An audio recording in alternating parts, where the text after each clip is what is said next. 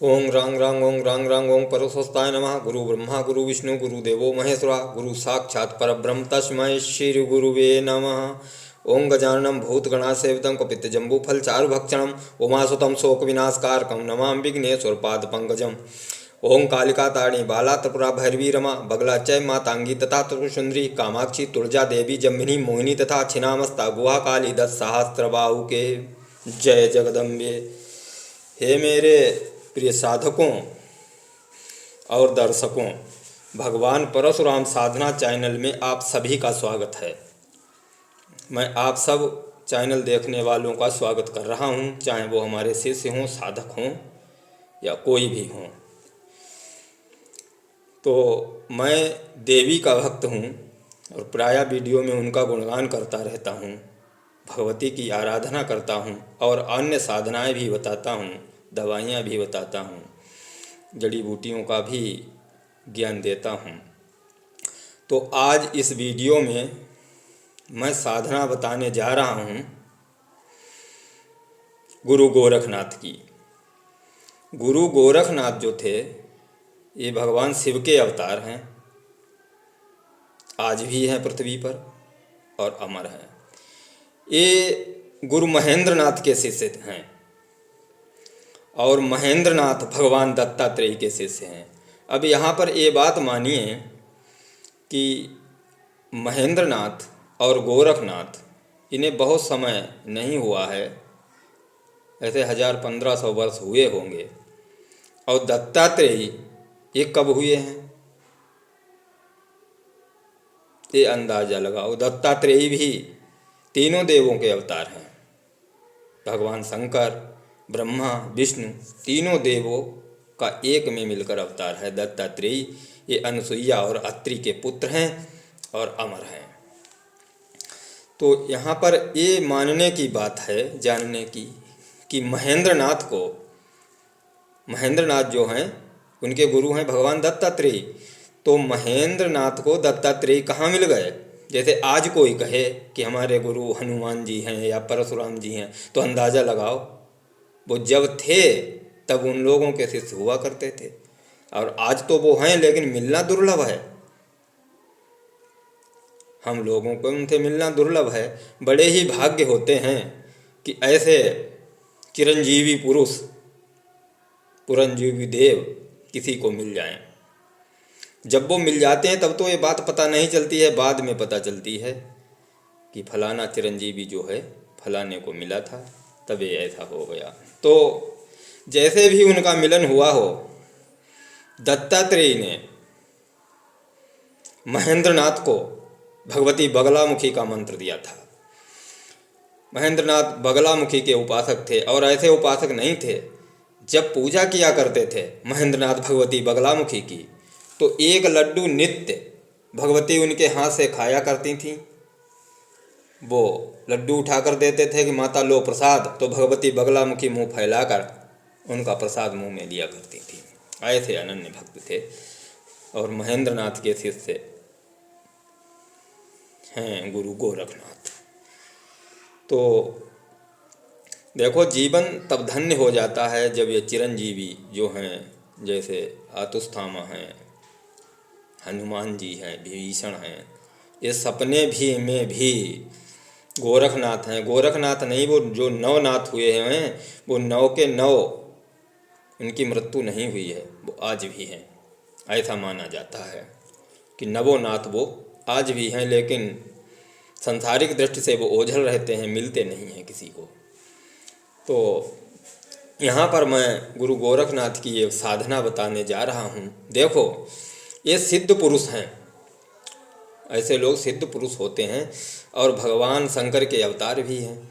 यदि इनकी कृपा सपने में भी आपको मिल जाए तो समझो सब कुछ पूजा पाठ हो गया, सब कुछ तुम्हें सिद्ध हो गया है। सपने में भी आपको वरदान दे दें, आशीर्वाद दे दें, साक्षात मिलने की बात छोड़िए। जो भी ये सिद्ध पुरुष हुए हैं, जैसे गोरखनाथ हुए हैं, गुरु गोरखनाथ, तो उनकी आप पूजा करिए, उपासना करिए, उनकी कृपा मिल जाए। स्वप्न में ऐसा समझो कि कोई जटाजूटधारी साधु है और आपको वरदान दे रहा है, कुछ दे रहा है, तो भी आप अपना जीवन धन्य बनिए। उसी दिन आपका जीवन धन्य हो जाएगा, जिस दिन आपको आशीर्वाद मिल जाएगा। ऐसे सिद्ध पुरुषों की इसीलिए पूजा की जाती है, उनका आशीर्वाद जो जरूरी है। तो यहाँ पर हम करेंगे चर्चा गोरखनाथ के पूजा पाठ की विधान की। देखो, मंत्र बहुत छोटा है गोरखनाथ का। ओम शिव गोरक्ष, ओम शिव गोरक्ष, ओम शिव गोरक्ष, ये मंत्र है। जब आपको टाइम मिले, सुबह, दोपहर, रात अथवा शाम को, इनकी साधना का, इस मंत्र के जाप का पूरा विधान एक बैठक में। कायदा ये है कि 108 माला का जाप एक साथ होना चाहिए। स्वप्न में आपको साधु के रूप में साधु कोई दिखाई दे, समझ लो वो गुरु गोरखनाथ ही होंगे।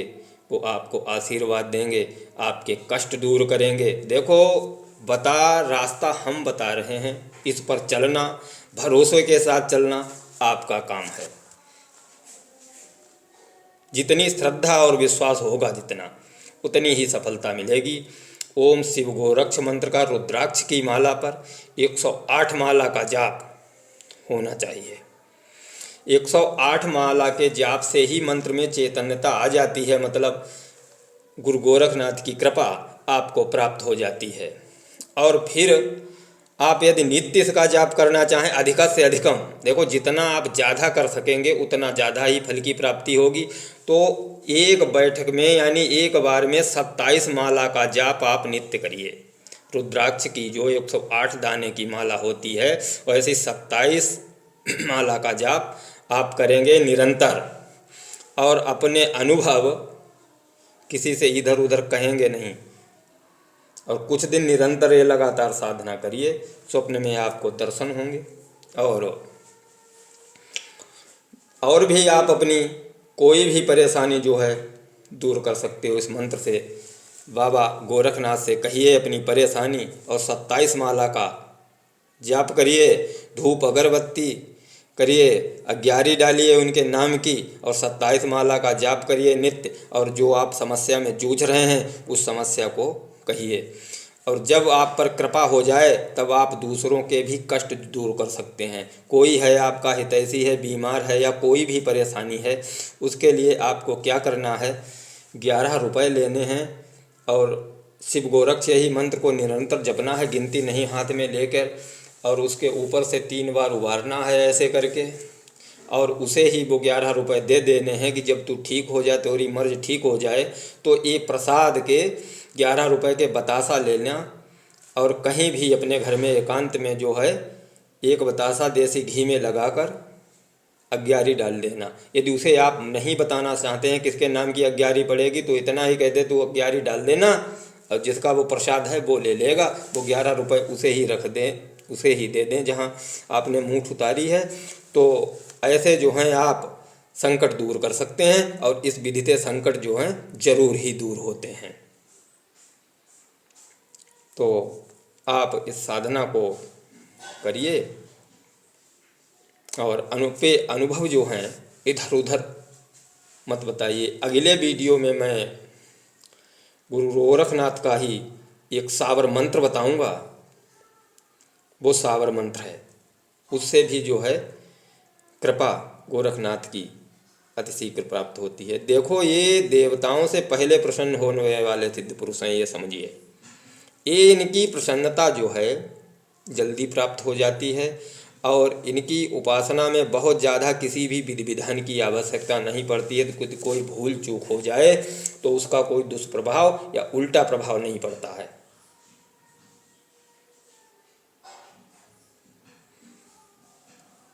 और इसके लिए यदि आप हमसे मिलना चाहते हैं तो फ़ोन से कांटेक्ट कर लें, मिल भी सकते हैं। कमेंट द्वारा अपनी कोई भी बात हमसे पूछ सकते हैं, और फ़ोन से हमसे बात कर सकते हैं, आकर हमारे निवास स्थान पर मिल सकते हैं। तो ऐसी ही ज्ञानवर्धक बातें मैं बताता रहता हूँ, जिनसे जनहित और जन कल्याण हो। हमारे वीडियोज़ में वो कोई भी वीडियो ऐसा नहीं पड़ा है जिससे किसी को भी किसी प्रकार की कोई हानि हो। मैं हानि वाले कोई विधान नहीं बताता हूँ और यहीं पर अपनी वाणी को विराम दे रहा हूँ। अगले वीडियोज में फिर मिलूँगा। हे ब्राह्मण गौरव तुम्हें प्रणाम। जय परशुराम, जय परशुराम।